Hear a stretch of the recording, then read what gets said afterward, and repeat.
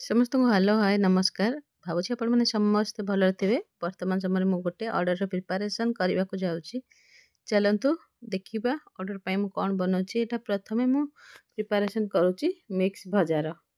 तो कड़े गरम है से तेल पकईकी मु जीरा फुटेकी प्याज पकई देछि। मु बीन्स को ऐड कर देछि। हलदी आ लुण को आम ऐड करदे। बाकी मिक्स भजा पाई कोबी आ गाजर को ऐड कर देछि।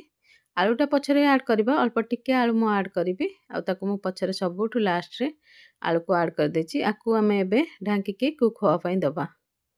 हल्का टिके टमाटर मु एमती ऐड करे पाखापाखि वेजिटेबल्स टा 80% कुक होला परे मु टमाटर ऐड करछि आ किचन किंग मसला ऐड कर देछि। एटा मात्र 10 मिनट परे एटा रेडी हो जिवो। एबे मु प्रिपरेशन करबा को जाउछि फ्राइड राइस रो। तो ये फ्राइड राइस पे वेजिटेबल्स काटुची आ एठी कड़े बसैकी मु एठी रसुण और कंचा लंका ऐड कर देछि। कड़े रे से टिके कलर चेंज हो आसला पर आमे सेथिरे प्याज को ऐड करबा। प्याजटा हल्का टिके ट्रांसपेरेंट हे जिबा पई दबा आमे ताकू। प्याज ट्रांसपेरेंट हो आसला पर वेजिटेबल्स सब मु ऐड कर देछि। बहुत छोट छोट काटिक आपण मैंने देखि पाउथे वेजिटेबल्स रो साइज।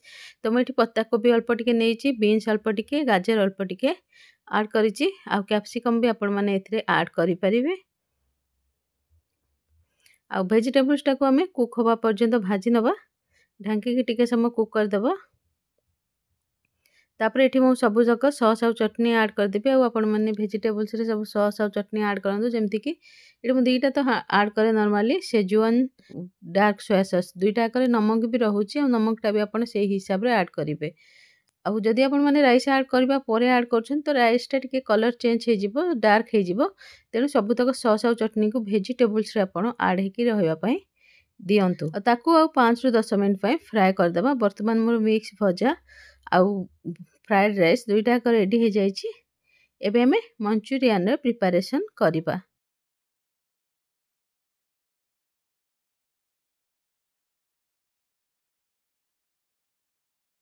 तो मंचूरियन रेसिपीटा मु आपनक संगरे आगुरु शेयर करि सारिछि।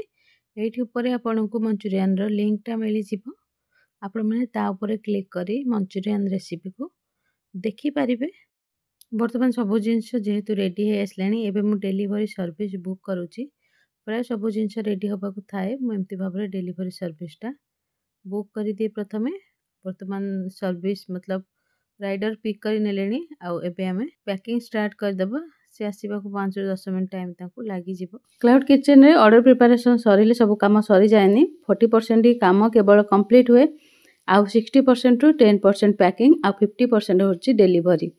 आ पैकिंग टा भी बहुत इंपोर्टेंट। बाय चांस जल्दी पैकिंग करबा समय कोन सी जिंस रही जाए ताहले बहुत बड़ बबाल हो जाए। 50% होची डिलीवरी एथि पई जदि आपनकर डिलीवरी आपनक कंट्रोल रे नाही आपन थर्ड पार्टी ऊपर डिपेंड करछंती। कस्टमर को पाखरे जाय जिनिस पहुंची सारिबा परे ही मु शांति रे टिके निश्वास निए। आपण माने प्रथम दर पय मोर वीडियो देखुथिले मो दीप्ति मो नोएडा एक्सटेंशन ने चलाउची निजर क्लाउड किचन। वीडियो पसंद आसले वीडियो को लाइक और शेयर करबा को भूलिबे नाही।